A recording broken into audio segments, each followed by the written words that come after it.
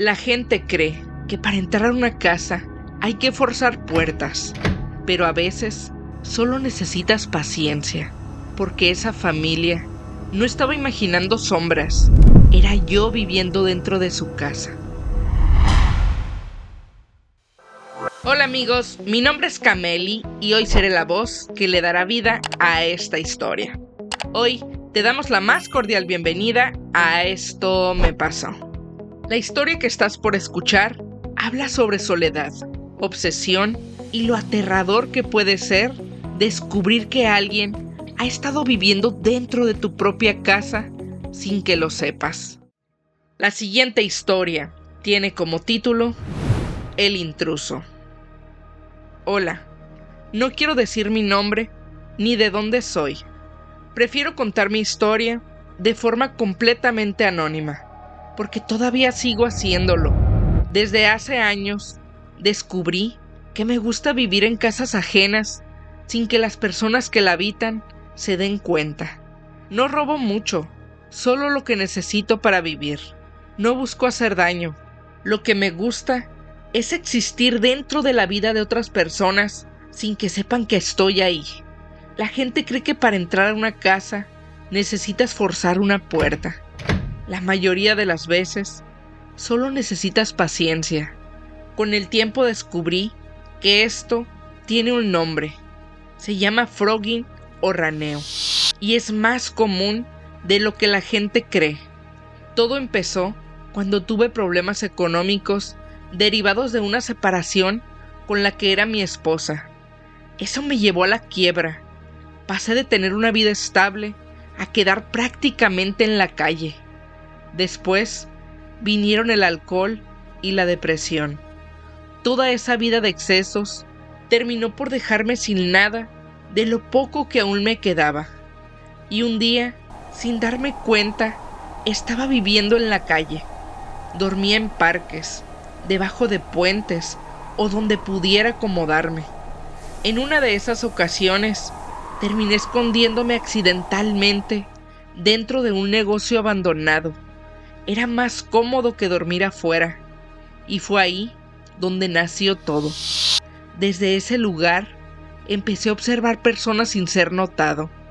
La sensación de ser un fantasma me gustaba mucho. Comencé a fijarme en la gente de los negocios cercanos, y cuando alguien llamaba mi atención, empezaba a estudiarlo.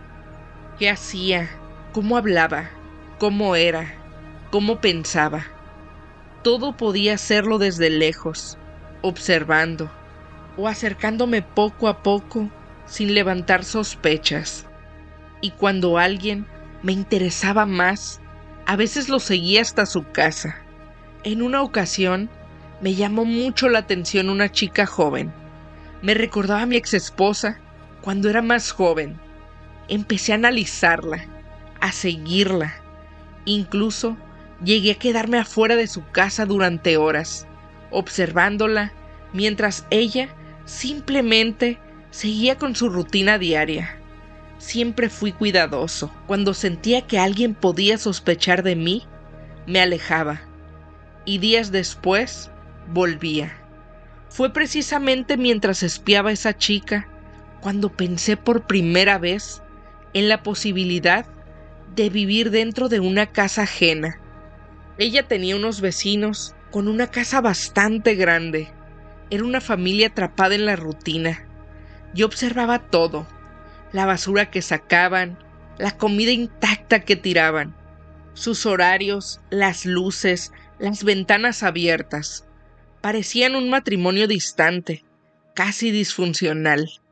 Salían temprano, llegaban tarde, viajaban constantemente. No tenían cámaras, no tenían mascotas, no tenían hijos.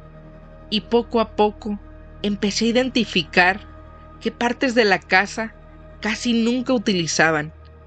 Y así, sin darme cuenta, ya tenía el estudio perfecto de una familia con la que yo podía vivir. Una familia rica, distraída, emocionalmente desconectada. La casa era grande y cuando estaban ahí, vivían completamente absorbidos por sus pantallas. Había personas que iban a hacer el aseo 2 veces por semana. Ese era mi mayor obstáculo, que alguien notara mi presencia. Un día, cuando salieron de casa como siempre lo hacían, me animé a entrar por primera vez. Eran muy descuidados. Dejaban ventanas abiertas, porque el hecho de vivir en una residencial privada les hacía sentir que nadie podía entrar a su hogar. Entré uno de los días en los que sabía perfectamente que no iría nadie.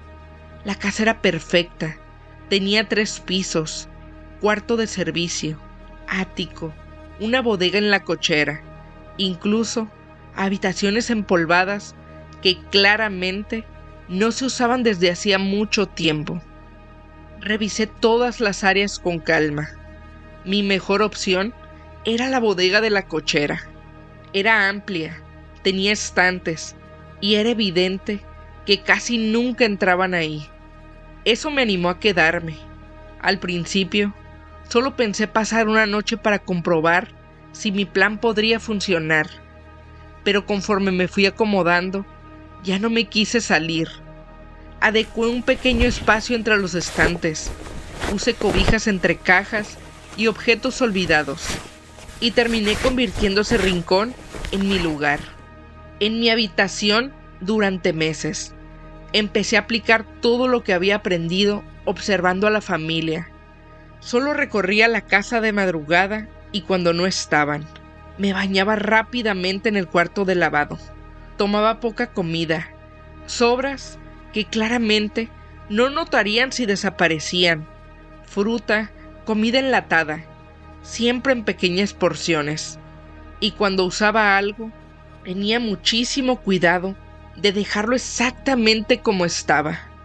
Aunque a veces, incluso así, Bianca notaba que ciertas cosas cambiaban de lugar, por mínimas que fueran. Muchas veces la escuché comentárselo a su esposo Ernesto, pero él nunca le daba importancia a lo que le decía. Eso a ella la enfurecía, y la conversación no daba para más. Siempre terminaba ahí. Vivir de esa forma me hacía feliz. No me faltaba nada. Era como vivir la vida de esa familia a través de ellos, conocer sus secretos, escuchar sus conversaciones privadas. Descubrí que Bianca sufría depresión y tomaba antidepresivos. No podía tener hijos, y eso la tenía hundida en una tristeza profunda. Por otro lado, Ernesto parecía cansado de la situación, tan cansado que empezó a acostarse con su cuñada. Por otro lado, el esposo de Claudia la golpeaba, y Ernesto le daba eso que ella necesitaba: cariño, atención, y a cambio, ella se acostaba con él. Era raro el día en que no hubiera peleas dentro de esa casa. Parecía que seguían juntos únicamente por costumbre. A veces yo me aburría durante el día, pero eso ya no me era suficiente. Empecé a intentar participar dentro de la casa. Lavaba platos, separaba la ropa por colores, movía objetos del lugar porque sentía que se verían mejor acomodados de otra forma. Y de algún modo, eso me hacía sentir parte de la familia. Con el tiempo, empecé a desarrollar cierto afecto por Bianca. Me ponía triste verla así, ver cómo su esposo, en lugar de ayudarla, simplemente la engañaba, mientras ella se hundía cada vez más. A veces cuando Bianca se quedaba sola en casa, yo la observaba. Sabía que prefería tomar pastillas para dormir antes que quedarse despierta, sola, llorando. Y cuando eso ocurría, yo entraba a su habitación. Muchas veces me quedé sentado a un lado de ella. Quizá eran ideas mías, pero yo sentía que mi presencia la tranquilizaba, como si pudiera transmitirle que no estaba sola, que tenía a alguien ahí para ella, alguien que realmente la conocía, que la entendía. Llegué incluso a acariciar su cabello mientras dormía, y me quedaba observándola durante minutos, siempre con mucho cuidado. Sabía que los primeros minutos, después de quedarse dormida, eran los más profundos. Y aunque suene extraño, sentía que estando ahí para ella, incluso de esa manera, volví a tener algo que llevaba muchísimo tiempo sin sentir. Una conexión, la sensación de tener a alguien cerca. Todo era perfecto. Amaba mi vida en ese lugar, mi primera casa. Pero todo se fue al carajo una madrugada. Como era costumbre, me duché mientras todos dormían. Yo no tenía sueño, así que decidí subir para observar a Bianca desde lejos, como lo hacía ocasionalmente. Pero cuando di vuelta hacia el pasillo que llevaba a su habitación, la vi salir de repente, todavía somnolienta. Me lancé hacia atrás para esconderme detrás de un muro antes de bajar rápidamente las escaleras. Entonces ella gritó, un grito de verdadero miedo. Preguntó quién estaba ahí. Escuché cómo Ernesto salió apresuradamente de la habitación, preguntándole que si qué ocurría. Bianca le decía que había visto una sombra al final del pasillo, que había alguien dentro de la casa, que alguien se había metido, y le exigía que fuera a revisar, que le hablara a la policía. En cuanto escuché eso, corrí hacia mi escondite con muchísimo cuidado de no hacer ruido. Podía escuchar a Ernesto recorriendo la casa, abriendo puertas, revisando habitaciones. Incluso entró al cuarto de lavado, pero nunca abrió la bodega. Solo comprobó que estuviera cerrada y se marchó. Esa noche no dormí. Pasé horas pensando en las consecuencias, en si debía irme o quedarme. A la mañana siguiente, escuché a Bianca y a Ernesto hablando en la cocina. Me acerqué para escuchar mejor. Bianca insistía en que no estaba loca. Decía que realmente había visto a alguien y que no llamar a la policía había sido una estupidez. Le decía a Ernesto que los había puesto en peligro, pero Ernesto solamente la escuchaba. Seguía restándole importancia a lo que ella le decía. Le decía que seguramente había imaginado todo por culpa de las pastillas que tomaba. Eso hizo enfurecer todavía más a Bianca. Le pidió que la respetara y que si todavía le quedaba algo de respeto por lo que alguna vez habían sido como pareja, instalara cámaras de seguridad. Dijo que ya no podía sentirse tranquila ni dentro de su propia casa. Ernesto terminó aceptando. Prometió buscar opciones para instalar cámaras lo antes posible. En ese momento entendí que el juego había cambiado para mí. Con cámaras no podría seguir ahí. Bianca revisaría las grabaciones constantemente hasta encontrar algo. Así que tomé la decisión de irme. Y fue muy triste para mí, porque para ese momento yo ya sentía que ese también era mi hogar, pero no tenía alternativa. Tarde o temprano me descubrirían. En cuanto salieron de la casa, empecé a deshacer mi refugio. Intenté dejar todo exactamente como lo recordaba, o al menos lo suficiente para que nadie notara que alguien había vivido ahí durante meses. Antes de irme, tomé algunas joyas, dinero y una maleta con ropa. Después me fui. Tuve mucha suerte. Las joyas valían bastante y logré venderlas por una buena cantidad. Eso me permitió comprar un automóvil. Nada lujoso, pero útil. Viví dentro de él durante un tiempo. Después, empecé a infiltrarme en fraccionamientos similares al de Bianca y Ernesto. Fingía salir a correr para estudiar nuevas familias, y cuando alguna llamaba mi atención, estacionaba mi auto cerca durante algunos días, solo el tiempo suficiente para analizar sus patrones sin parecer sospechoso. Y cuando encontraba familias que cumplían con ciertos requisitos, como familias ricas, disfuncionales y sin vigilancia, me mudaba. A veces duraba meses dentro de una sola casa. Otras veces vivía en dos al mismo tiempo, alternando los días según me conviniera más. La gente cree que quienes hacemos esto buscamos casas vacías, pero no. Las mejores casas son las que están llenas de personas demasiado ocupadas para mirarse entre ellas.